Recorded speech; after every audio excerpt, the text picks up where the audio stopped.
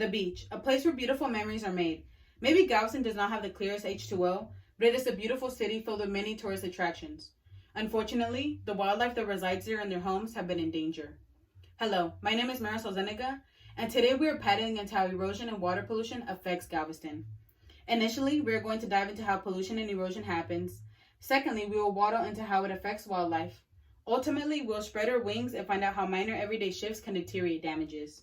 If you ever visit Galveston's waters, you can see how much it can improve to become an even bigger tourist attraction and a better environment for animals. Having taken an environmental science class and firsthand planting smooth cordgrass to help marshes, I have seen what damage has been done to the city.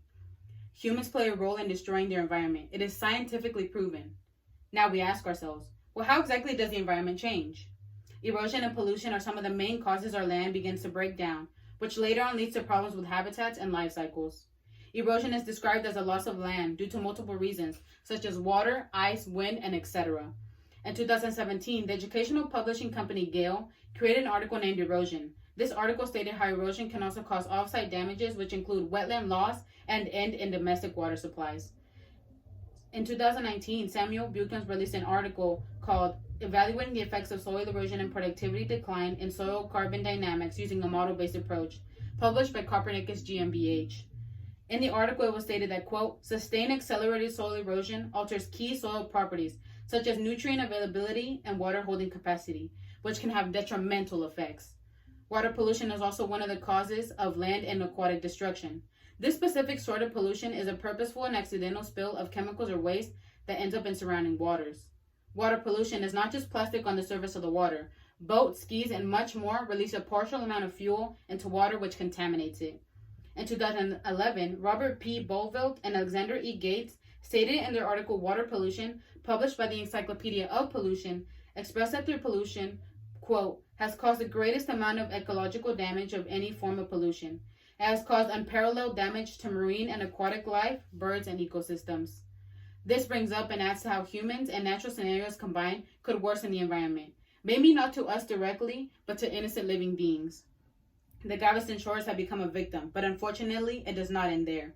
Animals fall under the same threat. As erosion little by little takes land and marsh shores, the leftover land is then limited, which tends to cause animals and plants to lose their homes. Many species of birds live year-round in Galveston. They settle and form homes on the shores and marshes in the area, as well as birds who come down seasonally. Those birds who come down tend to lower in numbers as land no longer becomes available, leading to less hatchings per year. Plants such as smooth cordgrass have lowered in numbers in the marshes. This affects the rate that erosion overtakes the shores, leading to a negative domino effect.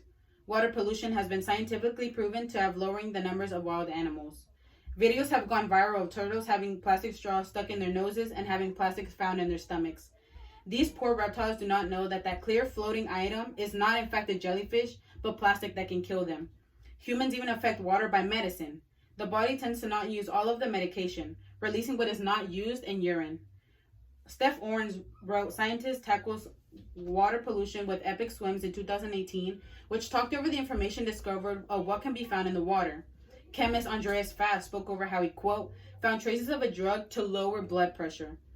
Fortunately, these are some answers to lower the acceleration of both erosion and water pollution. Although erosion is inevitable and one cannot fully stop it, there are some ways we can slow the curve, including the following. Place shrubs and grasses near a backyard or even near the shore, and create a drainage system. Water pollution can be lowered by not flushing pills or medication, flushing items that can break down, and not put oil or chemicals down the drain. Slowing the curve is important. Let us look at what we know. These now highlighted issues allow us to address it with knowledge of its effects. Originally, we dove into what erosion and water pollution is and how it happens. Then we waddled into how it can affect wildlife. And finally, we spread our wings and took off into how to slow the curve. Maybe all we remember from a trip to Galveston is a seagull doing its business everywhere, but believe that bird helps the life cycle around it. Thank you for lending your time and digging your beak deep into information. Have a good rest of the day.